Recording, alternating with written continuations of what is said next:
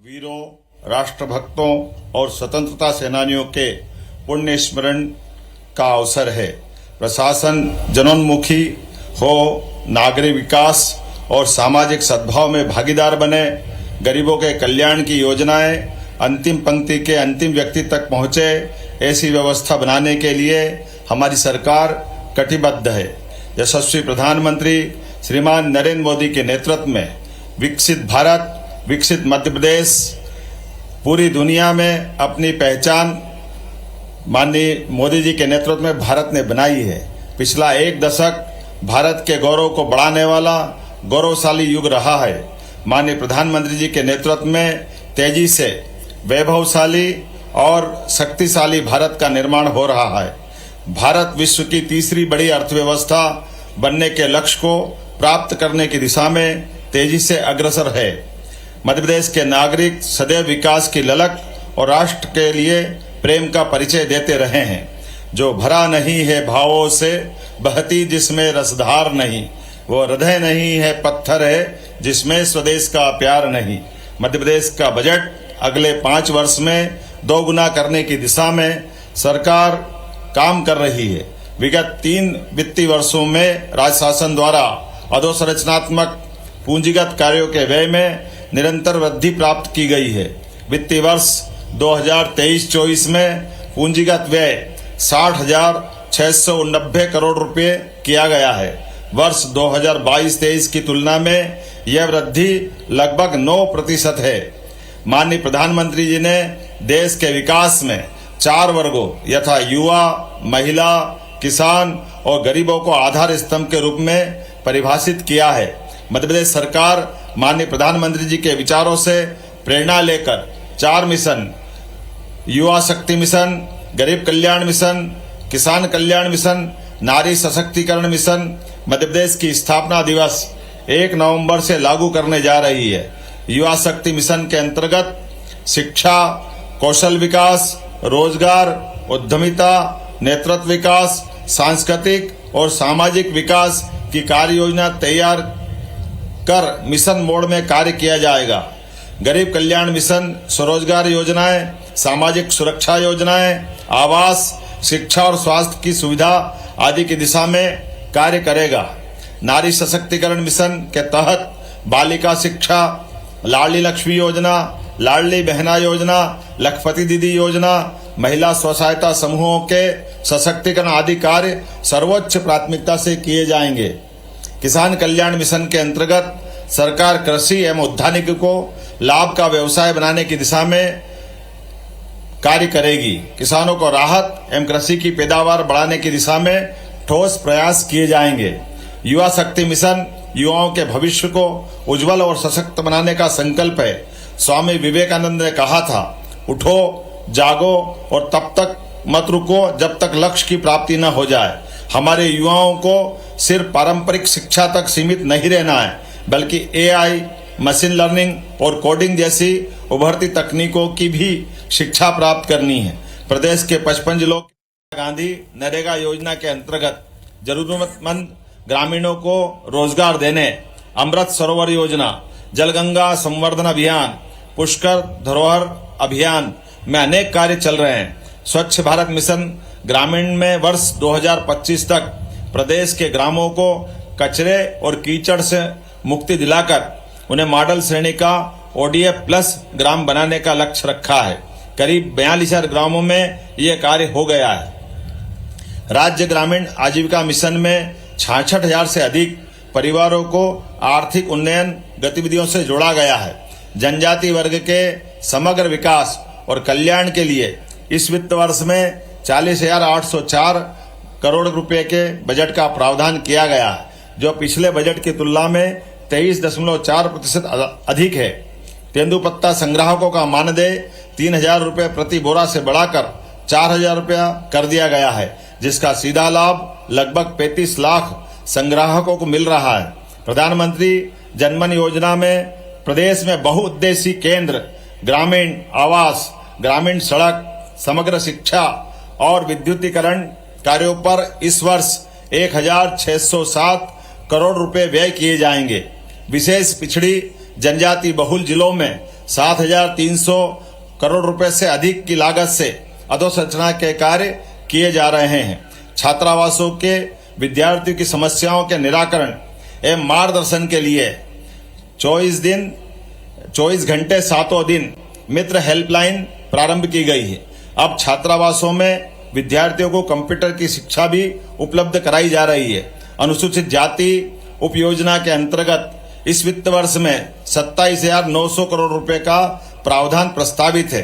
अनुसूचित जाति विद्यार्थियों के लिए छात्रवृत्ति, शिष्यवृत्ति, गणवेश, छात्रावास आदि सुविधा के लिए 1,427 करोड़ रुपए का प्रावधान किया गया है। विमुक्त, घुमंतु एवं अर्ध घुमंतु वर्ग के बालकों की स्कॉलरशिप को बढ़ाकर 1,550 रुपये, बालिकाओं की स्कॉलरशिप राशि को बढ़ाकर 1,590 रुपये प्रति माह कर दिया गया है। हमारी रणनीति स्पष्ट है और संकल्पित भी। हर गरीब और कमजोर वर्ग को समृद्धि और सुरक्षा की ओर ले जाना। अंधेरा चाहे कितना भी घना हो, उम्मीद का एक दीपक सब कुछ बदल सकता है। नारी सशक्तिकरण मिशन केवल एक सरकारी प्रयास नहीं है, बल्कि सभी बहनों के सशक्तिकरण का सुदृढ़ संकल्प है। यह मिशन महिलाओं के सशक्तिकरण, समानता के अवसर, सुरक्षा और सम्मान को सुनिश्चित करने के लिए समर्पित है। इसी उद्देश्य से प्रदेश सरकार ने महिलाओं के आर्थिक, सामाजिक, शैक्षणिक और राजनीतिक सशक्तिकरण को अपनी सर्वोच्च प्राथमिकता में रखा है। नारी सशक्तिकरण मिशन के अंतर्गत हम बहनों को उद्यमिता में बढ़ावा देने, कौशल विकास के अवसर उपलब्ध कराने, शिक्षा व रोजगार के साधनों को सुलभ कराने के लिए पूरी तरह कटिबद्ध हैं। महिला स्वसहायता समूहों को सुदृढ़ कर महिलाओं के आर्थिक विकास को बढ़ावा दिया जाएगा। महिलाओं की सुरक्षा और सम्मान के प्रति भी सरकार पूरी तरह सजग है। हम स्वास्थ्य सुविधाओं में सुधार कर रहे हैं। बेटी बचाओ, बेटी पढ़ाओ अभियान को और मजबूत बना रहे हैं और महिलाओं के विरुद्ध अपराधों के प्रति जीरो टॉलरेंस की नीति को सख्ती से लागू कर रहे हैं। लाडली बहना योजना का उद्देश्य हर बहन को आर्थिक रूप से मजबूत बनाना है, ताकि वे किसी भी कठिनाई का सामना अपने दम पे कर सके, अपनी आवश्यकताओं को पूरा कर सके और आत्मनिर्भर बन सके। योजना के अंतर्गत 1,29,00,000 बहनों के खाते में विगत 8 महीने में 12,000 करोड़ रुपए से अधिक की राशि अंतरित की जा चुकी है। इस वर्ष रक्षाबंधन के पावन पर्व पर प्रदेश सरकार ने हर बहन के खाते में 250 रुपए की अतिरिक्त राशि जारी की है, ताकि सभी बहनें त्योहार को खुशी और सम्मान के साथ मना सके। रक्षाबंधन केवल एक त्योहार नहीं, बल्कि भाई बहन के अटूट प्रेम और सुरक्षा का प्रतीक है। सरकार यह सुनिश्चित कर रही कि हर बहन की रक्षा के लिए न केवल उसका भाई, बल्कि उसकी सरकार भी सदैव तत्पर रहे। प्रदेश प्रधानमंत्री मातृ वंदना योजना में देश में प्रथम है। किसान भाइयों के खाते में 1,643 करोड़ रुपए का अंतरण किया गया है। हमारा उद्देश्य किसानों की आमदनी को दोगुना करना है और इसके लिए सिंचाई की क्षमता को बढ़ाने, प्राकृतिक खेती को प्रोत्साहन देने, कृषि जिन्स के निर्यात को बढ़ावा देने आदि पर ध्यान केंद्रित किया गया है। सरकार ने फसलों के उपार्जन की व्यवस्था, मंडियों की व्यवस्था को बेहतर बनाने के लिए कई कदम उठाए हैं। मिट्टी परीक्षण में कृषि स्नातक युवाओं के साथ पार्टनरशिप में कार्य करने की नीति बनाई गई। कृषि प्रसंस्करण उद्योगों का जाल बिछाकर स्थानीय स्तर पर ही कृषि उपज का मूल्य संवर्धन करने की दिशा में तेजी से काम किया जाएगा, जिससे प्रदेश की अर्थव्यवस्था को मजबूती मिलेगी। खरीफ 23 के अंतर्गत 25 लाख से ज्यादा किसानों को 750 करोड़ रुपए से अधिक की राशि के दावों का भुगतान किया गया है। पहली बार प्रदेश में किसानों के लिए ऋण की अदायगी की अंतिम तिथि 28 मार्च से पहले सरकार ने दावों का भुगतान कर किसानों को अनावश्यक ब्याज भरने के दंड से बचाया है। प्रदेश सरकार ने श्री अन्न के उत्पादन को बढ़ावा देने के लिए रानी दुर्गावती श्री अन्न प्रोत्साहन योजना लागू की है। योजना में किसानों को प्रति क्विंटल 1,000 रुपए की विशेष प्रोत्साहन राशि दी जा रही है। किसानों को समर्थन मूल्य पर उपार्जित गेहूं पर प्रति क्विंटल 125 रुपए के बोनस भुगतान के लिए 1000 करोड़ रुपए का प्रावधान किया गया। मध्य प्रदेश संतरा, धनिया, लहसुन और मसाला उत्पादन में देश में प्रथम है। समग्र रूप से औद्यानिक फसलों के उत्पादन में देश के शीर्ष 3 राज्यों में मध्य प्रदेश शामिल है। मध्य प्रदेश सरकार से समृद्धि की परिकल्पना को साकार करने के लिए सहकार से समृद्धि, ये हमारा मूल मंत्र है। विकसित भारत, विकसित मध्य प्रदेश। प्रदेश में 53,000 सहकारी समितियों के माध्यम से समाज के कमजोर वर्गों के उत्थान के लिए कार्य हो रहा है। जिला सहकारी, जिससे नागरिक सड़कों की मरम्मत के लिए सीधे जिम्मेदार अधिकारी तक अपनी बात पहुंचा सकेंगे। प्रधानमंत्री ग्रामीण सड़क योजना में इस वर्ष 900 किलोमीटर से अधिक की लंबाई की सड़कें बनाई गई है। प्रदेश में 50 लाख हेक्टेयर क्षेत्र सिंचित है। सरकार ने अगले 5 वर्षों में 2028-29 तक सिंचाई क्षमता को 1 करोड़ हेक्टेयर तक बढ़ाने का लक्ष्य निर्धारित किया है। सिंचित रकबा बढ़ाने और पेयजल उपलब्ध सुनिश्चित करने के लिए उत्तर प्रदेश, मध्य प्रदेश की केन बेतवा लिंक परियोजना से प्रदेश के 10 जिलों के 1900 ग्रामों में 8,11,000 हेक्टेयर क्षेत्र में सिंचाई सुविधा, 41 लाख की आबादी को पेयजल की सुविधा भी प्रदान की जाएगी। साथ ही साथ 150 मेगावाट विद्युत उत्पादन भी किया जाएगा। मध्य प्रदेश राज्य की पार्वती कॉलेज सिंध चंबल लिंक परियोजना पर भी कार्य कर रहा है, जिसका लाभ प्रदेश के 10 जिलों को मिलेगा। इस परियोजना से मालवा चंबल में 4,48,000 हेक्टेयर भूमि सिंचित होगी और पेयजल भी मिलेगा। मध्य प्रदेश विद्युत उपलब्धता में वृद्धि के लिए किए गए प्रयासों के फलस्वरूप आत्मनिर्भर हो गया है। प्रदेश की उपलब्ध विद्युत क्षमता 22,823 मेगावाट है। भविष्य में विद्युत के क्षेत्र में प्रदेश आत्मनिर्भर बना रहे, इसके लिए विद्युत क्षमता में 3,515 मेगावाट की वृद्धि का कार्यक्रम बनाया है। गैर कृषि उपभोक्ताओं को 24 घंटे और कृषि उपभोक्ताओं को 10 घंटे प्रतिदिन विद्युत प्रदाय किया जा रहा है। प्रदेश के घरेलू उपभोक्ताओं और कृषि उपभोक्ताओं को राहत देने के लिए क्रमशः अटल गृह ज्योति योजना एवं अटल कृषि ज्योति योजना लागू है। अटल कृषि ज्योति योजना के 10 हार्स पावर तक के अनमीटर्ड स्थायी कृषि पंप कनेक्शनों को 750 रुपये प्रति हार्स पावर प्रतिवर्ष, 10 हार्स पावर से अधिक के अनमीटर्ड स्थायी कृषि पंप कनेक्शनों को 1,500 रुपये। खनिज संपदा के मामले में मध्य प्रदेश समृद्ध है। प्रदेश में मुख्य खनिज की 718 खदानें स्वीकृत है। प्रदेश का हीरा खनन कार्य पूरे देश में अनूठा है। मध्य प्रदेश में हीरा तराशने का कार्य भी किया जाएगा। नदियों से प्राकृतिक रेत की निर्भरता को कम करने के लिए पत्थर से निर्मित एम-सैंड को प्रोत्साहन दिया जा रहा है। नागरिकों को शासन की विभिन्न योजनाओं का लाभ देने के लिए राज्य एकल नागरिक डेटाबेस, सिंगल सिटीजन डेटाबेस तैयार किया गया है।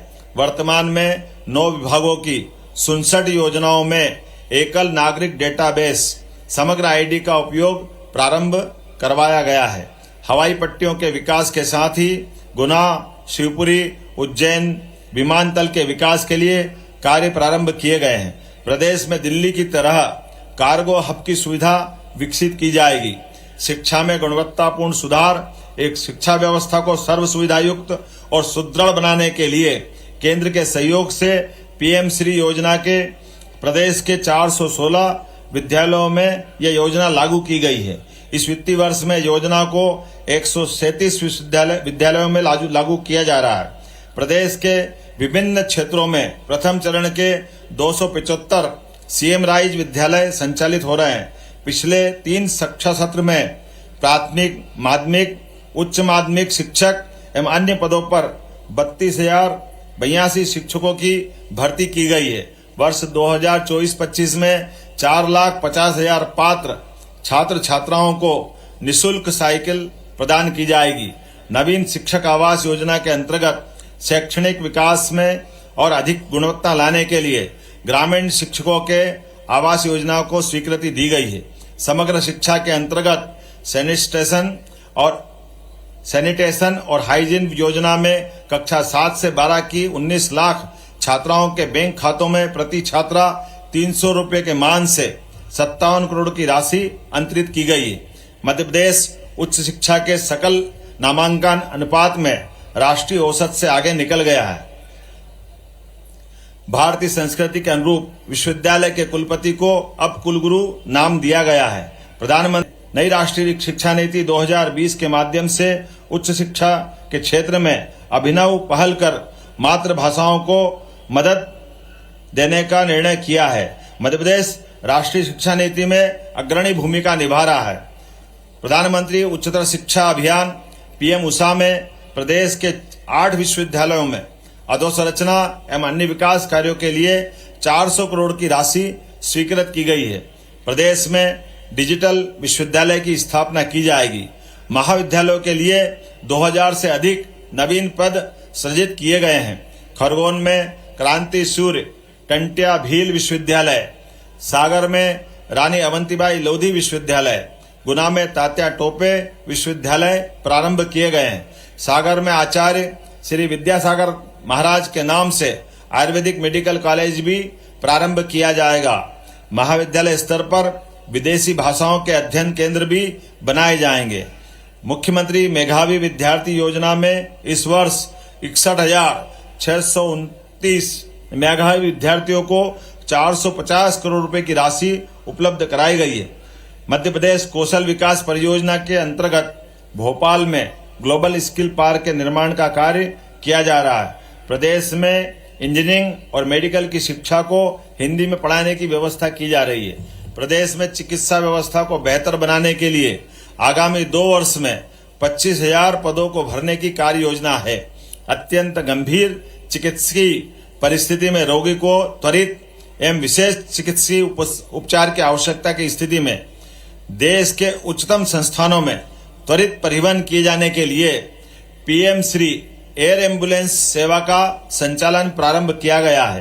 प्रदेश में मेडिकल टूरिज्म को बढ़ावा देने के लिए 200 से 250 एकड़ के क्षेत्र में मेडिकल पार्क विकसित होंगे, जिससे विभिन्न सुपर स्पेशलिटी सेवाएं आम जन को एक ही स्थान पर उपलब्ध हो सकेगी। प्रदेश में सिकल सेल एनीमिया की रोकथाम बचाव के लिए विशेष प्रयास किए जा रहे हैं। समस्त आदिवासी बहुल जिलों में सिकल सेल एनीमिया की जांच की जा रही है। प्रत्येक जिला अस्पताल में आयुष विंग बनाया जा रहा है। प्रदेश में प्रत्येक जिला अस्पताल में आगामी 17 सितंबर को माननीय प्रधानमंत्री जी के जन्म दिवस के अवसर पर रेड क्रॉस से जन आरोग्य केंद्र प्रारंभ किए जा रहे हैं। प्रदेश सरकार ने स्वास्थ्य संस्थाओं के सुचारू संचालन के लिए 46,491 नवीन पदों की स्वीकृति प्रदान की है। प्रदेश में शीघ्र ही नए 11 आयुर्वेदिक चिकित्सा महाविद्यालय प्रारंभ होंगे। राजस्व विभाग की सेवाओं को नागरिकों तक पहुंचाने के लिए इस वर्ष 15 जनवरी से 15 मार्च तक राजस्व महाअभियान संचालित कर 30 लाख से अधिक राजस्व प्रकरणों का निराकरण किया गया है। प्रदेश में 16 जुलाई से 30 अगस्त तक राजस्व महाअभियान 2 भी जारी किया गया है। प्रदेश 15 अगस्त 2024 से ई संपदा सॉफ्टवेयर को लागू करने जा रहा है, जिसके माध्यम से रजिस्ट्री पूर्णतः डिजिटल होकर डिजिटल हस्ताक्षर से निष्पादित की जाएगी। वह अपने व्यक्ति घर बैठकर ही दस्तावेज डिजिटल करवा करके अपने को प्राप्त करेगा। प्रदेश में पिछड़े वर्ग के 7,37,000 विद्यार्थियों को गत वित्त वर्ष में लगभग 1,000 करोड़ की पोस्ट मैट्रिक छात्रवृत्ति राशि मंजूर की गई। विदेश में पढ़ाई के लिए भी 64 विद्यार्थियों को लगभग 14 करोड़ रुपए की राशि प्रदान की गई। मुख्यमंत्री पिछड़ा वर्ग एवं अल्पसंख्यक उद्यम योजना में बैंकों के माध्यम से 600 विद्यार्थियों को 32 करोड़ 42 लाख रुपए की ऋण राशि वितरित की गई।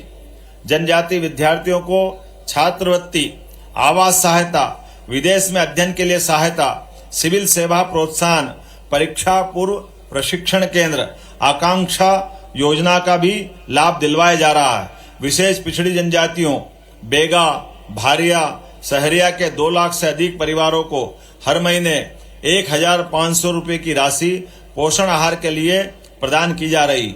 वर्ष 2023-24 में इस वर्ष 323 करोड़ रुपए खर्च किए जाएंगे। प्रधानमंत्री आदर्श ग्राम योजना में प्रदेश के 7,307 ग्रामों का चयन किया गया है। इस वर्ष योजना में 238 करोड़ की राशि मंजूर की गई। पीएम जनमन योजना में प्रदेश में ग्रामीण आवास, ग्रामीण सड़क, समग्र शिक्षा, विद्युतीकरण कार्यों पर इस वर्ष 1,607 करोड़ रुपए व्यय किए जाएंगे। प्रदेश के विभिन्न स्थानों पर जनजाति समुदायों के गौरवशाली व्यक्तियों के संग्रहालय का भी विकास किया जाएगा। जबलपुर में राजा शंकर शाह, रघुनाथ शाह संग्रहालय का कार्य किया जा रहा है। जनजाति संग्रहालय छिंदवाड़ा को नया स्वरूप दिया जा रहा है। जबलपुर एयरपोर्ट और मदन महल फ्लाईओवर का नामकरण वीरांगना रानी दुर्गावती के नाम पर किया गया है। मध्य प्रदेश में अनुसूचित जाति वर्ग के कल्याण के लिए जनसंख्या के मान से बजट का प्रावधान कर 2024-25 में 2,387 करोड़ की राशि अनुसूचित जाति कल्याण के लिए रखी गई है। विमुक्त, घुमक्कड़, अर्ध घुमक्कड़ समुदाय की जातियों के शैक्षणिक, आर्थिक और सामाजिक उन्नयन के विभिन्न कार्य किए जा रहे हैं। मध्य प्रदेश में नगरों में बेहतर नागरिक सुविधाएं प्रदान की जा रही। इंदौर, भोपाल, जबलपुर में मेट्रोपॉलिटन सिटी बनाई जाएगी। इंदौर और भोपाल में मेट्रो ट्रेन का काम तेजी से चल रहा है। आने वाले समय में इंदौर से उज्जैन के बीच मेट्रो ट्रेन भी प्रारंभ की जा रही है। कायाकल्प अभियान के अंतर्गत 2,500 करोड़ रुपए की राशि के निवेश से शहरों की सड़कों की स्थिति बेहतर हुई है। शहरी पेयजल योजना में प्रदेश के 413 नगरीय निकाय, 5 छावनी क्षेत्र में योजना लागू करने के लिए वित्तीय व्यवस्था पूर्ण की गई है। इंदौर नगर निगम को लगातार 7 वर्ष से देश के सबसे स्वच्छ शहर होने का गौरव हासिल है। मध्य प्रदेश अब देश दुनिया के पर्यटकों का पसंदीदा गंतव्य है।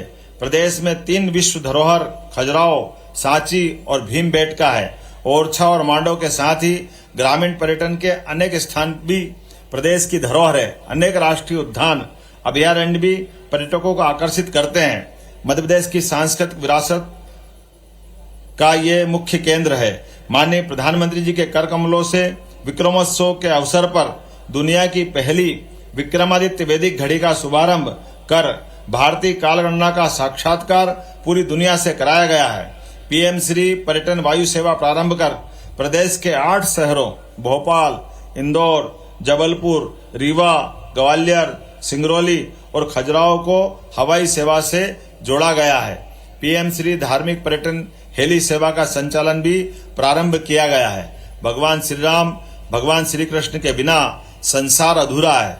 भगवान श्री कृष्ण के चरण प्रदेश के जिन स्थानों पर पड़े हैं उन स्थानों के विकास के लिए श्री कृष्ण पाथेय योजना की प्रगति उन्नति पर है। श्री राम वन गमन पथ के विकास के लिए भी चित्रकूट, पन्ना, सतना, अमरकंटक आदि स्थानों पर अनेक कार्य किए जा रहे हैं। वीर भारत संग्रहालय स्थापना भारतीय सभ्यता के संरक्षण में एक मील का पत्थर साबित होगी। इस वर्ष वीरांगना रानी दुर्गावती का 500वां जयंती वर्ष और देवी अहिल्या का 300 जयंती वर्ष उत्सव विभिन्न सांस्कृतिक गतिविधियों के माध्यम से संपूर्ण प्रदेश में धूमधाम से मनाया जाएगा। मुख्यमंत्री तीर्थ दर्शन योजना में इस वर्ष से हवाई जहाज के माध्यम से तीर्थ यात्रा शुरुआत की है। उज्जैन में धर्मस्व संचालनालय कार्यालय को स्थानांतरित किया गया है। विरासत के साथ विकास के विचार को महत्व देते हुए प्रदेश में धार्मिक और आध्यात्मिक महत्व के लोक विकसित किए जा रहे हैं। वनों और वन्य प्राणियों ने मध्य प्रदेश की एक अलग पहचान बनाई है। मध्य प्रदेश बाघ, तेंदुआ, घड़ियाल जैसे प्राणियों की सर्वाधिक संख्या वाला प्रदेश है। चीता पुनर्स्थापन करने वाला मध्य प्रदेश तो एशिया का एकमात्र स्थान है। प्रदेश में 7 टाइगर रिजर्व विकसित किए गए हैं। रातापानी टाइगर रिजर्व बन जाने के बाद भोपाल देश की एकमात्र टाइगर रिजर्व राजधानी होगी। प्रधानमंत्री जी के एक पेड़ मां के नाम अभियान के अंतर्गत प्रदेश के शहर शहर गांव-गांव में जनता की व्यापक भागीदारी के साथ पौधे लगाए जा रहे हैं। कानून और व्यवस्था की स्थिति को और सुदृढ़ करने के लिए प्रदेश में पुलिस थानों की सीमाओं के पुनर्निर्धारण का ऐतिहासिक कार्य हुआ है। प्रदेश में 627 पुलिस थानों की सीमाएं फिर से तय की गई। इससे 2200 से अधिक गांवों को लाभ मिला है। पुलिस बल के आवासों के लिए बजट में व्यवस्था की गई है। केंद्र सरकार द्वारा 1 जुलाई से लागू नए कानूनों की जानकारी देने के लिए थाना स्तर पर कार्यक्रम किए गए हैं। नक्सल, आतंकवाद, देशद्रोही गतिविधियों में लिप्त अपराधियों के विरुद्ध कठोर कार्रवाई लगातार जारी है।